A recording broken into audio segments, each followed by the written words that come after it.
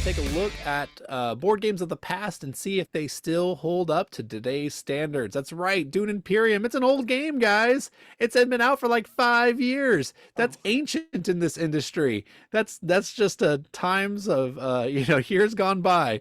But anyways, let's take a quick how to play video. Dune Imperium is a deck building worker placement game. That means you're going to add cards throughout the game into your deck. And when you play your cards, you're also going to place workers onto the board. On your turn, you're going to play one card.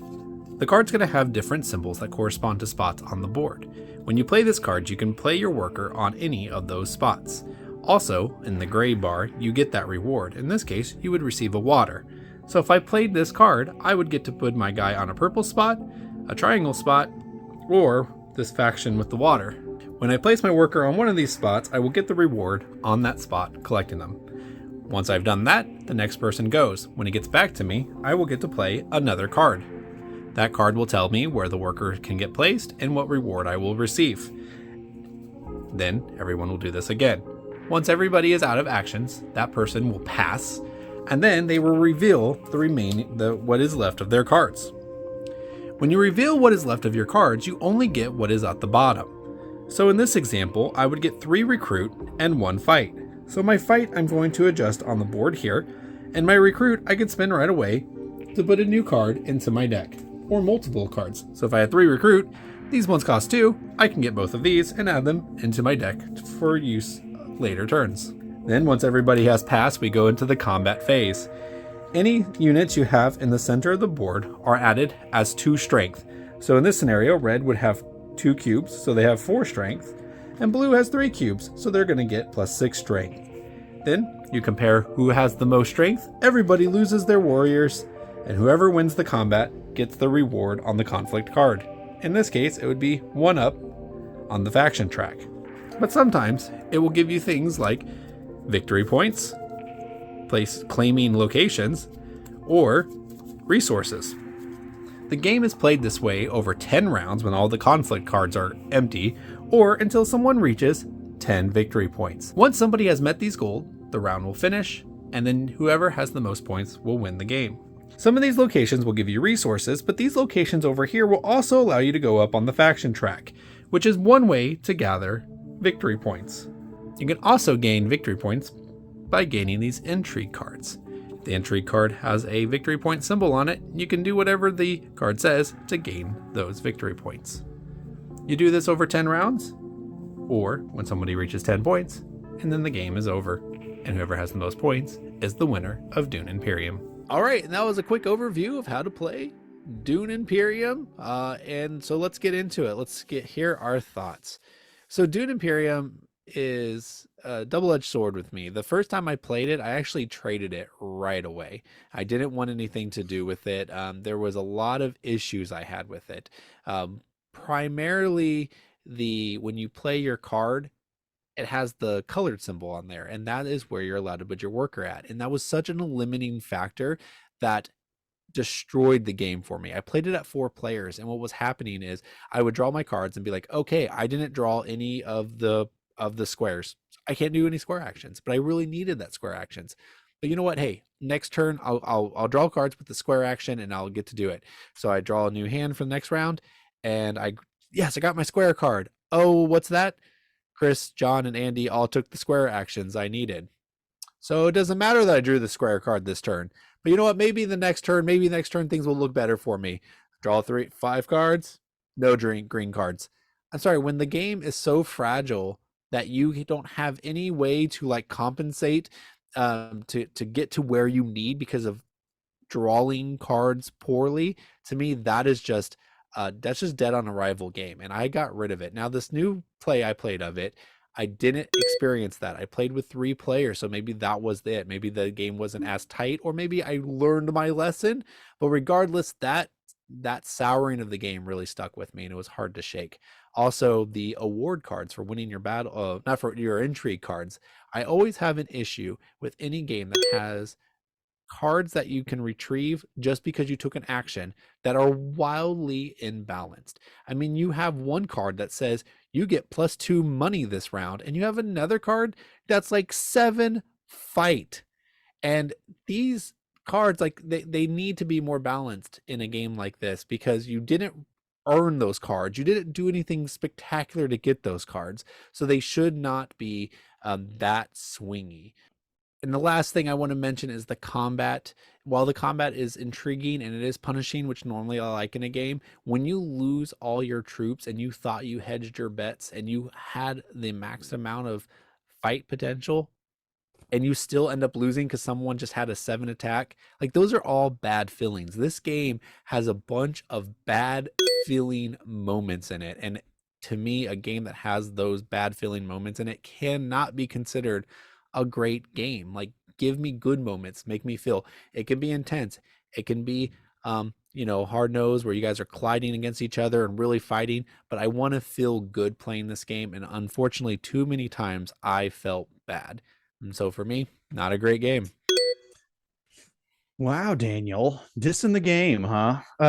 Yeah. Well, here's the thing. What I think is really cool about us going over doing Imperium. When we first got the idea of doing this show, do you guys remember that one of the first things we brought up was, hey, Dune Imperium versus Lost Ruins of Arnak? Which one's better? So much Because better. that was the big debate at the time when these two games came out. They were considered so similar that you can only like one, and you have to, if you like one, you really probably don't like the other one. And I love Lost Ruins of Arnak, and so unlike Chris, I really love Lost Ruins of Arnak. I've never not enjoyed my play of it. And so I actually had acquired Dune off of the half off Barnes and Noble sale. And I traded it while I was still in shrink because I figured that's how I can maximize the value. Because I'm like, I have no interest in the IP. I never watched the movies and never read the book. And so, it's like, why do I want this? I like Arnak, doesn't mean I'm going to like this game. And so recently I've gotten to play it a few times, and Dune is a flipping good game. I don't know. And to me, if they hadn't come out the same year, nobody would be comparing these games. They're so dissimilar from each other. I don't see the similarities at all. Dune, for one, as Chris will back me up, is a real deck builder. You're not just action selection and doing the action right away and maybe doing it again, which is fine. I like that in Arnak. I love how that works. This works differently. This is a true deck builder. You are putting things in your deck. So, Daniel, if you didn't have the things you needed in your deck, you can get cards to put in your deck to have in the game. That's how you get the symbols that you need. Happened to me too in one of my games. It's like, I just need one purple symbol and I've got this game won. No purple symbols came out. I was kind of host. I did what I could, but I didn't win the game. That's that poor planning on my part.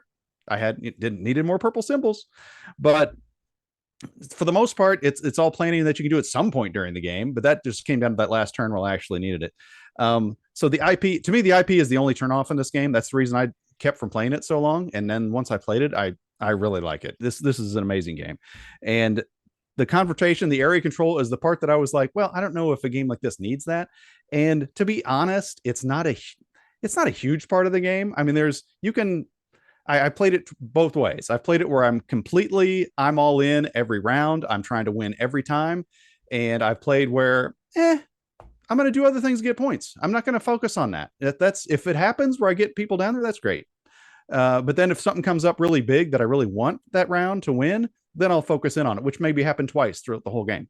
And you can play both ways. You don't have to go all in on area control and go in on a confrontation in your armies. You can do other things to get points. There's a smorgasbord of points out there to be had if you focus on a certain area. The cards, I will agree with you on somewhat, though. If there is a flaw in the game, the cards, because the first time I played it, I thought I had the game won. I triggered end game. I was way above everybody else. I'm like, well, unless there's some end game scoring on those cards I don't know about. Yeah. And then one of the players, oh yeah, there's some end game scoring on these points. So I'm like, oh man, I didn't even know that existed. I never saw that in my cards. So I didn't know there was such a thing as hidden end game scoring in the cards. So that if there's a flaw in the game, I would say it's in those cards, that they can be a little too swingy. They should be a little more generic, kind of, this helps you in a different way than this helps you, but they all help you equally, kind of a thing. The only other thing about the cards is there's a spot you can go on where you can take a card from somebody, like at random out of their hand. Give me a break. I mean, I know it's to keep you from getting too many cards, but at least you should be able to choose what card you give that person. Not, well, I've been working towards this end game scoring all game, and now you took it. That's awesome. Just because you went there and I didn't have a chance to use these other cards first. That's a problem as well. That might need to be a house rule where they choose what card they give you, because otherwise I could see that blowing somebody's game right out of the water. But That's So two two things. feel bad moments that you just mentioned. So you're making my argument. But John, I have to say the connection between Lost Ruins of Arnak and Dune Imperium, I don't know how you don't see it. I mean, the cards dictate where you can go. Like that is a novel idea that both of these games came out with simultaneously. And that's one of the cool things about it. But Arnak does it so much better because there's a limited choices, like there's less symbols, and you can always pay 2 money to get to the symbol you need if you don't have it. So there was always a way out. But yeah, these games are so similar. And yes, Dune Imperium, like I would say they're like up to a halfway point, then they diverge. But there's tons of similarities between these two games. Just like Endless Winter does the same thing. The cards dictate where you go. That's where these games are all similar. And Endless Winter came out several years after Arnak and Dune, and it's still compared. So oh, I've never heard that compared. Maybe I'm just the only one that hasn't heard that. So two you're things the real only quick. one. First Okay. of all, John, were you competitive the game that you didn't join in a military? Yes, I was. Okay. Finished tied for second, and it was neck and neck. Well, one person, Dan Abel, shout out to Dan Abel, who's amazing at board games, and had played it more than anyone else. I mean, he was running away with it from the get go. We caught up somewhat. That everybody else, the other two that were playing, so I didn't feel like I was out of the game. But yeah, I think if someone else was playing instead of him, I may have won that game, or I'd have been right up in there. Right. And then Daniel, I feel like your point about the fact that they're both like the same game, that's why people put them together. That's like saying like all worker placement games are like the same game because they use a core mechanic the same, but they are absolutely not. And you making that shrug means you lost all credibility for all the people, the 3 fans that you actually had, because they're gonna be like, this guy's a clown. Anyways, all right. So my opinions on this game. All right. So I man, I'm very, very, I'm kind of in between these two. I like it and I don't like it. I see its flaws. It has some upside. Uh, I mean, obviously for comedy value, I actually had like I was waiting for Daniel to say very specific things like early on in the game. Like, oh yeah, this is already better than Arnak. I was just waiting for the moment. He actually never gave me a moment. Maybe he was smart enough. I'll give him credit for that. The one time he had some smartness there to not open up that door. But anyway, so I was ready to pounce on it.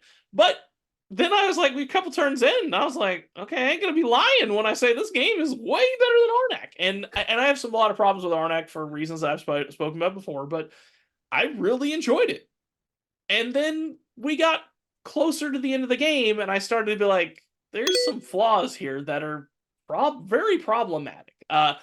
Yes, there is the cards that can be some in-game scoring as well as immediate plays, and they are super swingy. The cards are not balanced themselves. When I played it, John wasn't available, so it was just Daniel, Randy, and I. And there is in the combat section, there's a kind of phases of cards. There's a handful of cards, like 8 or so for phase 1, 8 for phase 2, 8 for phase 3, and you shuffle them and only pick 5. Now we'll get back to that because that adds some additional problems, but we'll talk about that in a minute, right? So, but again, the payout and the importance of those combats become increasingly more important as you go on. Later in the game, it's more of a payout, but it's also easier because of your engines build up to have more troops. So it makes it to where there's more on the line, and that works. And Randy's thought was like, why don't they use like the special cards in the same way, where the ones at the end are more powerful than the ones at the beginning, at least. Yeah. That way, at least there's some balance throughout the game in that regard. And I think that would help. I still think the cards should just be evenly balanced overall, but regardless. So there are some big swingy cards there that are problematic. John talked about the spot you can go to where if you have 4 and someone goes there, you have to like randomly give one out. I think it's probably okay. Like, again, if you could choose which one, then you're going to keep the one that helps you score points and not the one that's not any good. And since they're unbalanced there anyway, I think it's almost like they knew the cards were imbalanced, so they're like, well, this is the way to somewhat fix it is to randomly give them away. So yeah. There's some stuff like that. I know Daniel had a problem with the not be able to go where you want to go. That was something that I never really even thought about. I was lucky and maybe it was because it's a 3-player game, not 4-player game. I never really ran into that problem. I actually even had a special play card that allowed me to go somewhere where someone's already at. I never even never played it because I never ran into that situation. So But I was never even thinking about the symbols. At the end of the game, I was like, okay, now if I were to play this again, I'm actually going to be caring about those symbols a lot more than just the effect. Before we were just the first play, I just looked at the effect. I play this card, it does the thing, that's what I care about. So that's something I'd look at more. But again, there's still some problems here. There are still some just little tiny things. And I'm going to be honest, I really hope I win this game because today, so I can have my 120 seconds, because this game further proves something I've been wanting to talk about that we have technically talked about before, but I have more reason to talk about it yet again. So hopefully I can win and have my 120 seconds. Wow, So Chris with the teaser. Right. Okay. Sounds like he's trying to bribe the judge there. Like, yeah, I mean, like I'm not going to lie. say. I'm hoping I can bribe the judge so I can talk about this thing specifically. So wow. See. I'm just glad it's not going to be about peanut butter. You know what? Maybe I it may is. be bribing, but at least I'm honest about it, opposed to your shenanigans with weird scoring for other games we play that just automatically make you win it and you know it. So hey, board game Karen is completely fair, and I would I had a comment, a commenter agreed with me, so there we go. I've been validated.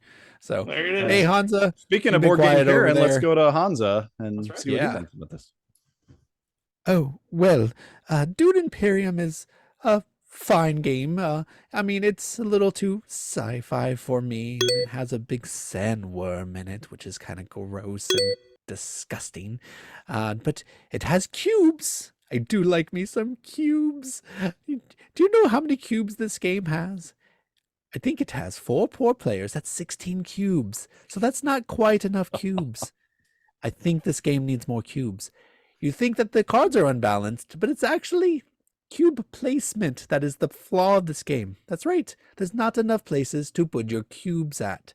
So if they increase the cube placement, this game would be probably number 1 on Board Game Geek. But as it stands, not enough cubes. I mean, Thanks, I Hansa. can't blame That's you. amazing. I get that. Wow. Like, there's more cubes than you thought, Hansa, in the game. But the fact, like, it is true. There is only one place to put the cubes. So I get it. I get it. Yeah, I mean, you got the track. I guess there's cubes there, but I think he might have forgot about all the combat cubes. Right. But sometimes they're not cubes. Sometimes they upgrade them to actually have little miniatures. Oh, really? Okay, I think the new. I didn't know that. I think the new one has that. So, Daniel, one last thing. I'm surprised you don't like this game because it's a Marvel game. Because what? I had cards with Drax on them. I had cards with MJ on them. I mean, true. That's fair. That's so, true. I mean, I was telling that those characters. Yeah. Yep. I actually played as Drax, and he was equally dumb. Oh, that's true. The player powers. I'm glad you said that because the player powers were out of whack too. My character let me draw a card. Chris, what did your character do? But it didn't let you draw a card, but it let you know what the next card you were going to draw was. While mine was I just get like an extra guy. If I've a conditional extra guy. If I've already done other stuff in the game, which is like mid-game probably mid-game kind of stuff, it's mine finally goes off that I get an extra guy in combat, which I mean, towards the end, me and Randy were combating in like the combat was like 27-25. So getting one extra power and a 27-25 ain't much. Opposed to knowing what your next card is, like Daniel had. I was just looking at the top of my card the whole game. It was like 2 hands. I had a hand of cards and the top of my deck, and I was like, this is powerful. I'm loving it. All right. Well, what do you guys think of Dune Imperium? As we said in our intro, Castles of Burgundy versus Dune Imperium was in our finals of March Madness of board games, and Castles of Burgundy actually defeated Dune Imperium. Do you guys think that should be the case? Do you think Dune is a better game than than Castles of Burgundy? Or do you just like both of them? Or do you just really like Dune Imperium? Never played. Doesn't matter. Let us know in the comments below.